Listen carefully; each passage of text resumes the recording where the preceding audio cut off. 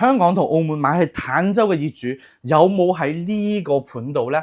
近期咧呢個盤做咗一件好狗嘅事，打完齋唔要和尚。依家佢嘅車位咧係只賣不租。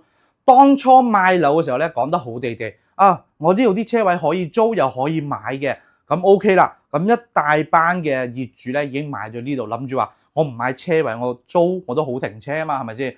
但係近期咧佢就將所有嘅車位已經收翻，就唔去出租啦，就只可以賣，仲要賣咧18萬一個。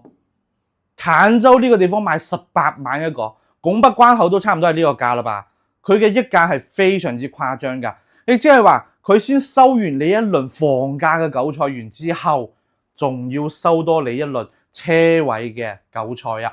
咁依家被逼嘅就係咩咧？好多已經入住嘅業主咧，車係面臨冇地方可以停，翻唔到自己屋企嘅車庫㗎。呢件事影響真係非常大，對於成個居住體驗感真係非常之差。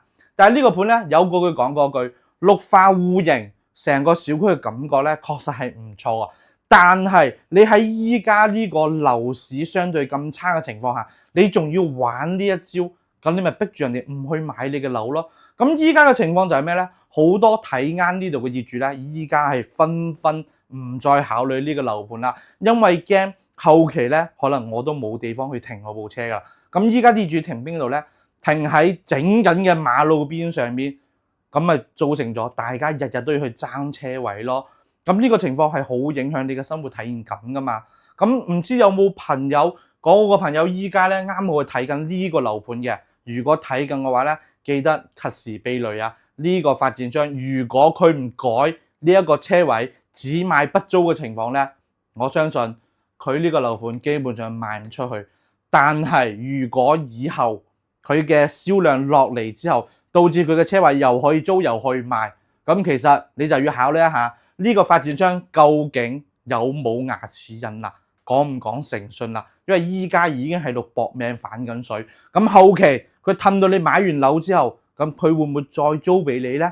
呢個問題我相信大家一定要反思啦。咁我都相信，我都希望咧好多香港、澳門嘅朋友咧，依家如果要過嚟中山睇樓嘅話咧，呢個樓盤慎重再慎重，特別係已經考慮要落訂噶啦。